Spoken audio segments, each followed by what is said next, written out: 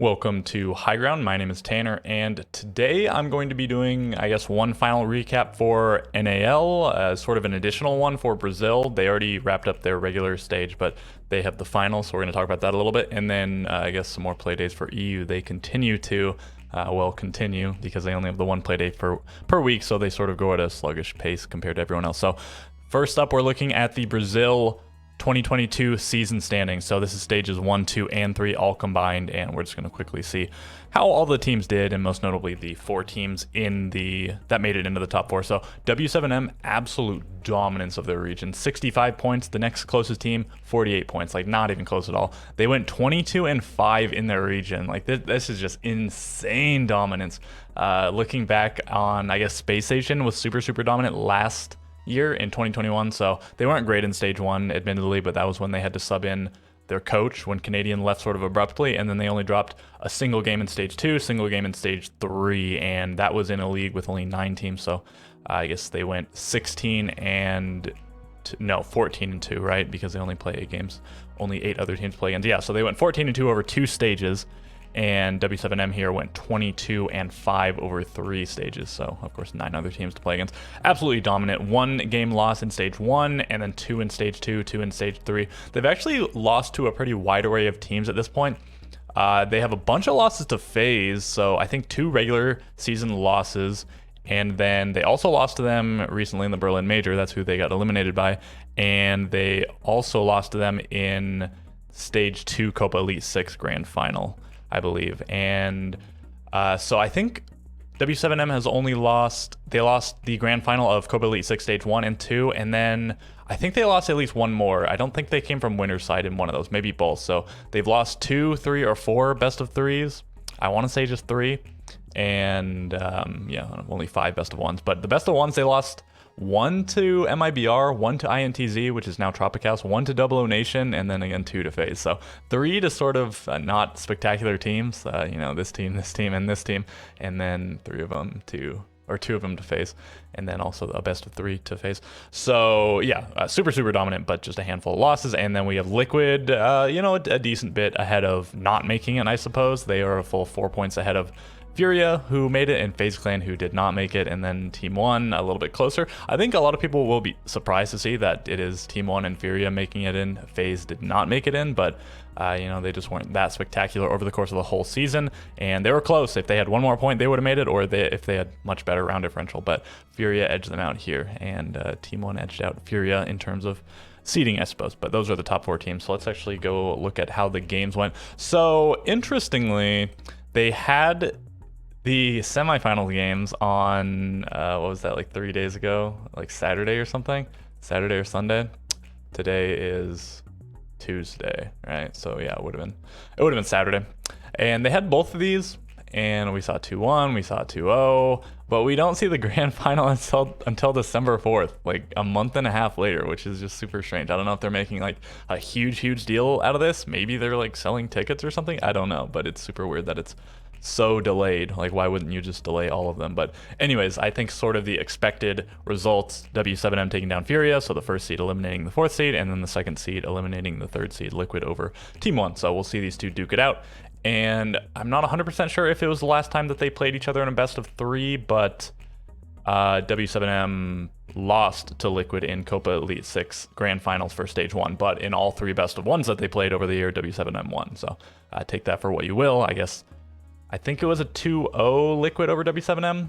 Maybe it was a 2-1. I want to say it was a 2-0. So it's either 3-1 or 3-2 map count or 4-2 map count. So certainly W7M is ahead for the year, but not by a massive margin. Liquid does have those map wins. Anyways, that's Brazil. I thought I'd just throw this in here. Some people might have been interested. We are at this point beyond the regular stage, but it is still games being played, and even games being played before the major. So moving on, let's talk about EUL. So because I usually do these when I usually do them, I only have 1 week to talk about, but now I have 2 because I'm doing this on a Tuesday and the games are played on Monday. So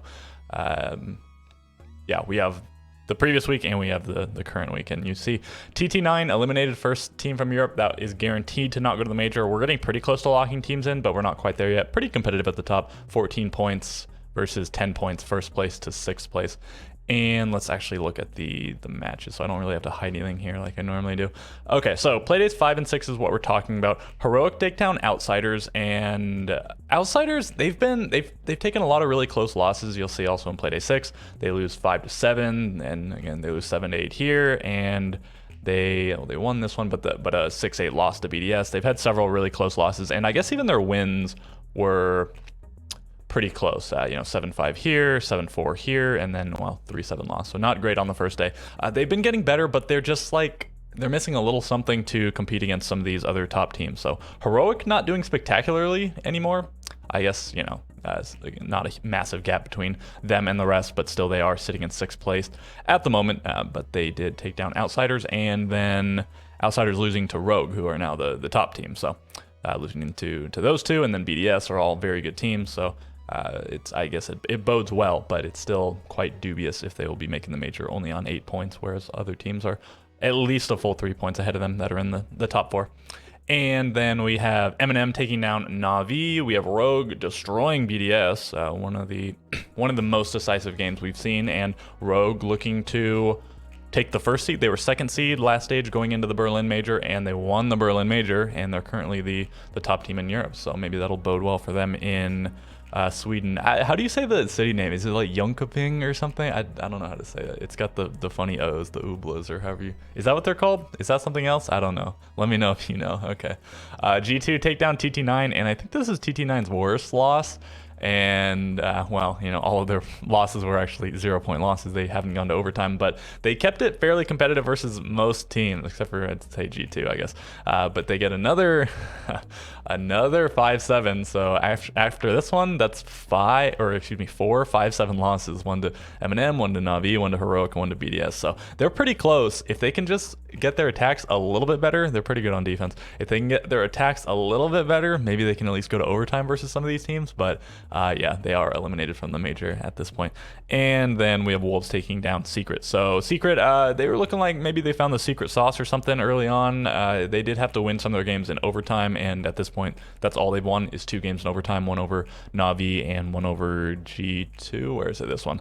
So, they had 4 points out of 9 in the first 3 days, which is like passable, but they haven't got any points since then. So probably not going to the major is Secret. And then I already sort of alluded to a lot of these games. M&M take down Secret as well. So that's 3 7-4 losses for Secret in a row. That's tough.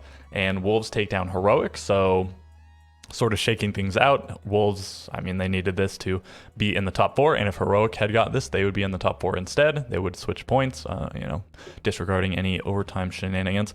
And then, yeah, Rogue beat Outsiders, and Na'Vi 7-0 G2. So, I mean, G2, I guess it's still possible they go to the major, but it's not looking good. They're getting 7-0'd. Na'Vi look a lot better than they did before. It seems like the changes they made to the roster are working out pretty well for them. They're also not currently in the top 4, but they are in 5th place, so they're just right behind a few of the teams. So we'll see if they can make it. It's possible, and I mean, 7-0ing G2. It's no easy feat, but I mean, maybe this is one of the weaker G2 renditions we've seen as of late. And I guess that does it for Europe. Yeah, 3 more play days to go, and I haven't actually looked at the numbers. I imagine if some of the top teams like Rogue and Wolves and BDS get wins, maybe that locks them in. But we might have to wait till play day 8 or 9 or something to see for several of the teams. But again, I would imagine we'll see at least one team lock in on play day 7, but I guess I don't know that for certain. Anyways, that's Europe. So I guess finally let's go. Oh no, I actually have these stats for Europe. I wanted to show you guys something which I found kind of funny. We're gonna look at the group players by team, and I want to look at the entry. So the entry stats are super weird in Europe right now. Okay, if we're down on TT9, so these guys they're +0, even though, they're dead even on entry, even though they have 0 points, haven't taken a team to overtime, lost every game 3-7, 4-7, or 5-7, and they're even on entry, which is kind of weird. You'd think they were getting wrecked on entry, but I guess they're halfway decent. Outsiders they look to be pretty negative. They're -4, not massively negative, but maybe that makes sense. They're one of the lower teams in the standings. They are what were they, like 6th or something, or 7th, right around there. And then we have Na'Vi, and they are +1 on entry. So again, no team has been incredible or terrible. and these guys are in 5th place, if I remember right. And then BDS, a team that you generally expect to be very, very good on the entry, they are +1 as well. So these guys have 13 points on the board. They're in 2nd or 3rd place, and they have +1 on entry. And then Rogue, top team in the league, are -10 on entry. They don't have any player that's positive on entry. So I don't know, entry engagements just aren't that important anymore, but it's weird that like a lot of the teams that are doing quite well are not impressive on entry, and this being the perhaps the biggest outlier. Again, the top team being -10 on entry, one of the worst on entry. Maybe the worst. Let's double check though. And then we have Wolves, also nobody positive on entry, and they are -11. So they're like the 2nd or 3rd place team, slightly worse than Rogue in placement and in terms of entry. And then G2 are, well, they're actually decent. They're +3, which is strange considering they're like, you know, what are they, like 8th place or something? They're way down there. And then we have M&M, and these guys are really hogging the entry. I think they're the best on entry. They are +18, and they're on like 10 point. They're like 6th place. And look at this. Solotov has 39 entry engagements. I think his team overall has like 70. I want to say it's 70, and he has 39 of them. This guy is always in there. And you'll notice actually use this on a little bit of a fall off. He was really, really good before, and I guess he's still like okay, but it's sort of Tyrant and Solotov stealing spotlight. I think Solotov's been pretty solid. Tyrant maybe uses his spotlight. Anyways, that's sort of beside the point. And then Heroic, also pretty good on entry. They are +10. So a lot of the entry kills are going into their camp. And then we have Secret, who are -8 or something, -5, 10. Yeah, they're -8. So I think that sort of makes sense. They're pretty low down. But yeah, a lot of the top teams are bad on entry, and a lot of the maybe like middle or low teams are good on entry. I just thought I was looking through this earlier and I thought it was kind of strange. Anyways, now let's go talk about NAL. Okay, so we finally saw the conclusion of the North American League, so that brings both Brazil and North America to a close, still waiting on Europe, and if I'm being honest, I have no idea what the deal is with APAC. I just don't keep up with it. Too much Siege. Okay, so let's scroll on down and take a look at day number 9. So I was really hyping this one up, and I guess it wasn't a total letdown, the Space Station versus TSM game. Of course, I really wanted Space Station to win, and it looked like they were maybe going to make the comeback. They went down pretty hard early on. They were down like 4, or I guess 1-4, and then I think they went 2-4, and then they brought it, and then I think they brought it to 4-4. So I think they won like 3 rounds in a row, and then TSM took a round, so they were 4-5, and SSG had to win in regulation to get first place. If it went overtime, TSM was first place, SSG could no longer get first. So they had to win 3 rounds in a row, and unfortunately they didn't. I think they won, I don't even remember who won the next round. Maybe it was 5-5 or 4-6 or whatever. But regardless, TSM went up to 6 rounds, and then they went up to 7, and they won 7-5 in regulation. So really impressive stage from TSM. Also pretty good stage from SSG. They only lost to TSM, Sonics, and Dark Zero, 3 of the better teams. So nice little consistency there. But by getting this loss, this guarantees them 3rd place because they would be passed by either Sonics or Mirage. So tough for them, but still, you know, they were already locked into the major. They weren't playing for that much, except for maybe bragging rights. And oh no, I guess they really did want to get that win, because losing this, it guaranteed they couldn't go to the NAL finals. So I think this locked in Dark Zero and Xset to the finals, along with Oxygen and Astralis. So a little bit of a heart rate for Space Station. They were quite close, but they didn't make it. So they actually were playing for first place this stage and the finals. And then I don't know. Do you get more prize money, or I think it matters? Yeah, okay. And I guess they were playing for, you know, like $9,000 more. So they were playing for quite a lot in this game, even though, you know, the main thing is always going to the major. Other things were certainly on the line. And then we have Sonics versus Mirage. So these two teams also playing for the major, but the loser might still go to the major, and that is in fact what happened. So Sonics do take down Mirage 7-4. I think the expected result, I think a handful of people thought Mirage were going to pull it out, that Sonics might choke, or Mirage might just finish strong, whatever the case. But no, it is Sonics that take it down fairly handily, 7-4. And then Oxygen versus Astralis would determine if it was Mirage or Astralis going to the major. So I think Astralis just had to win, regardless of if it was overtime or regulation. And if they lost, they didn't go to the major. And Oxygen, well, they had Mirage's back, so they win 7-5. And Astralis, you know, they tried to do the mad dash to the major at the end of the stage, but they failed to do so. You know, they got the win here, and they got the win here, and then if they got the win here, then they would have made it, but not quite. So no NA team will be going to their 3rd consecutive major. So Astralis and Oxygen were the Were they the only? No. What's the other team? Oh, XSET. XSET got eliminated a little bit ago. Auction also got eliminated a little bit ago, and Astralis were the.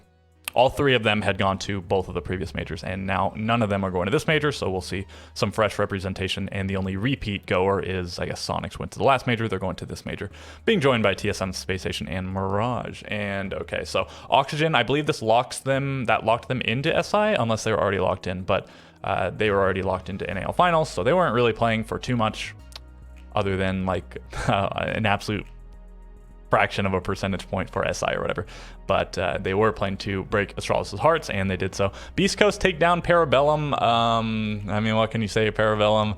It was not their stage. It also wasn't Beast Coast stage, but at least they got to finish with a win. So tough loss for Parabellum, but I mean, not really, because it didn't matter at all. They weren't playing for the finals. They weren't playing for SI. They weren't playing for the major. None of it, but okay. You know, probably you wanted to beat Beast Coast at the very end, but you didn't. And then Dark Zero versus XSET. Dark Zero destroys XSET, so unfortunate that this ended up being the last game. I think it would have been more exciting for Beast Coast versus Parabellum to be the last game, but I mean, who would have predicted that Beast Coast Parabellum went 15 rounds and Dark Zero XSET went 8 rounds?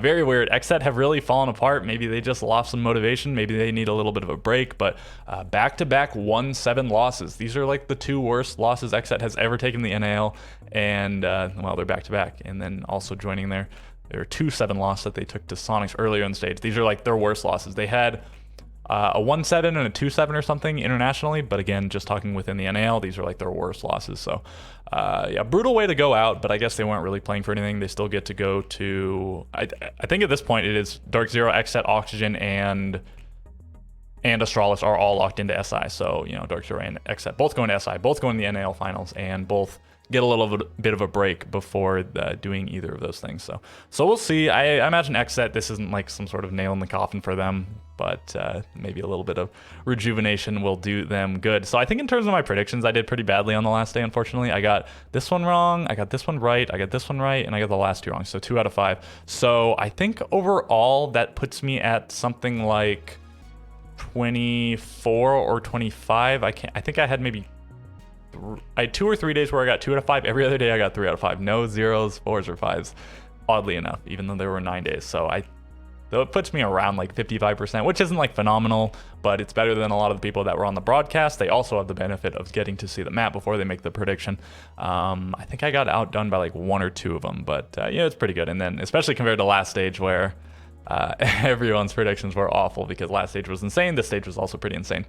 And I guess to end things off, let's just take a quick look at the stats, and there's at least one thing I wanted to point out. So North American League 2022 stage number 3, let's look at the leaderboards actually. So Blaz and Newers end up on top. I guess Blaz by way of tie breaks or random draw, whatever.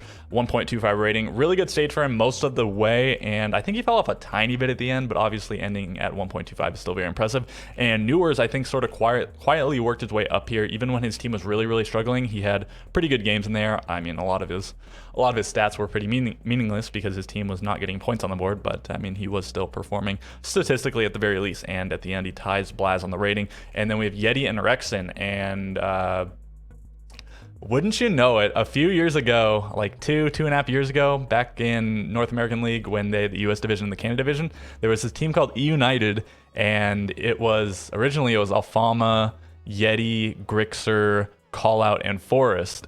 And that team was awful. Like, they were the worst team in the league, and then they replaced they replaced Callout and Forest with Rexon and Kansan, and they still weren't great. They were sort of on the track to improvement, but that they sort of got relegated, and then, I mean, most of those guys joined the Sonics. But anyways, back when it was that first iteration of the team, they had this guy, and they had this guy, and they had this guy. And they were awful. Like, that's so funny. So pretty much all the players that came from that team went on to do really big things. Alfama continued his region jumping. I guess no real like major achievements for him, but Grixer has gone on to become like the best player in the world, and Forrest is doing wonders on Astralis, and Yeti now switching over to Space Station, also very impressive. And then Rexon also wasn't in the first iteration of the team, the second iteration, but he's absolutely killing it as well. One of the best fraggers, one of the best entries in the league, and probably just in the world. So, I mean, I'd love to see any of these guys get a dub. I guess, well, Forrest isn't looking for a dub at this event, but both Rexon and Yeti and Grixer are going to the the upcoming major, so maybe they'll do big things. Anyways, yeah, Rexon sneaks his way to the top, and Grixer actually surprisingly bad stage for him. Only 1, 2, 3, 4, 5, 6, 7th place, which I mean is insane to say, but is one of his lower placements. I think he's always been top 10 in 2022 and 2021, except for like one stage where he was like 11th or 12th, maybe he was 10th, but he's always been around top 10, if not just straight up like number 1, 2, or 3 or something. Insane performance from this guy, always coming out, but a little bit less impressive, obviously because of the slight statistical fall off, but also because you just expect him to be number 1, and so when he's not, maybe it feels like a little bit of a letdown, but obviously a crazy player. Anyways, yeah, Blaz, Newers, Yeti, Grixer, like all the same people on both of these, except for we switch out Bolo for Grixer, I guess. And then on entry, very weirdly, yeah, it is Forrest plus 15. He's not supposed to be an entry player, but he actually does a lot of entry. Let's see him compared to his teams, because I'm curious now. Yeah, he had 35 entry engagements. Like, why is this guy in so many entries? And also, why is DP Fire in so many? I don't know. 20 for Iconic, 18 for DP Fire, 19 for Shuttle. So everyone's actually getting into a ton, except for J9. 14 is still like a okay-ish number, but obviously it's much less than the other two. 35, 25 and 10 from Forrest. Like, that's just so weird and so crazy. Anyways, back to the leaderboards. Yeah, and then Yeti. So massive turnaround. When he was on the Sonics, he usually had really bad entry stats, and now we see him really high rating, really high KD, amazing entry, and also very high cost. Yeah, he was like, he's got to be like the player of the stage, right? Rexon maybe discredited a tiny bit by Grixer also being up here. When you have two players doing really well on the same team, it steals the thunder, I guess. They each steal the thunder from each other to some degree. And then Blaz, monster performance, but his team kind of sucked, so maybe meaningless stats a little bit. Same thing for Newers. And then yeah, I think you got to give Yeti the credit, because not only were his stats insane and much better than pretty much everyone on his team, maybe not like massively. Did Fultz end pretty well? I think he had a bad last day, but he still did pretty well, but still a pretty well-defined gap. And the biggest thing, though, is the turnaround. Space Station just went from 9th place last stage to 3rd place this stage, and they only got like 4 more points, but still massive jump in terms of the standing. So got to give a lot of credit to Yeti for sort of turning around the performance of the team as a result of what the mindset or the play style, whatever it is. But kudos to the guy, kudos to the team. Love to see it. And yeah, Geo manages to take the top spot. I was really hoping to see Yeti in the top for all 4 of these. I thought that would have been really fun, but he needed to do just a little bit better in the final day, or for a few people to do a little bit worse. Several players in terms of KD, but if Forrest had got 3 more entry deaths and Geo had been a little bit less effective and whatever, but he ends in the top 5 for all 4 of these, but not quite number 1 in any of these, sadly. And then Melted ends up being the clutch lord. I think at least 2 of those were against Space Station in that Chalet game that Mirage choked, but okay, 4 clutches is 4 clutches. And then Bosco, the plant overlord, with a good gap between him and everyone else. And okay, so I probably rambled on long enough. I'm just gonna do a quick scroll through. You can like kind of glance at anything. A lot of the TSM players actually end up really high. So we have Bolo at 5, Merc at 6, Snake at 8. Very impressive stuff coming out from them. Really good stage. I think this is the first time they've ever placed first in a regular stage, even going back to like Pro League, I want to say. But certainly the modern NAL. So they join the ranks. It's SSG, Astralis, TSM, and Oxygen are the only teams to have 1 in NAL regular stage. And I guess Sonic's the only team to have 1 in NAL final, so we will see a new team crowned, because they will not be going to the NAL finals. Again, Dark Zero, Xset, Oxygen, and Astralis will be competing in that. And okay, so that does it. I mean, this video is like, I'm pretty sure it's like 22, 25 minutes. It's pretty long, but maybe I'll cut out a little bit if I find a part that I ramble in. Probably not, but okay. Well, I certainly rambled. I just won't cut anything out. Anyways, yeah, that's going to do it for me. So if you have any questions, comments, concerns, suggestions, corrections, any of that stuff, feel free to leave it below. If I'm being honest here, I'm probably not going to upload very much, if at all, for some amount of time. Maybe when the major rolls around, I'll do some stuff. Maybe I'll do like a final recap once EU concludes or something. But I'm like pretty busy these days, not super motivated to do this kind of stuff. But maybe I'll get around to doing it. Or if I just get inspired to make a video outside of sort of the norm of what I do, maybe I'll do that. But okay, if there's anything you'd just absolutely love to see, you can leave it below, and maybe it will inspire me to get around to doing it. But all right, so I asked for the comments. Like and a subscription would also be appreciated. And all right, with all of that being said, I'll catch you guys later.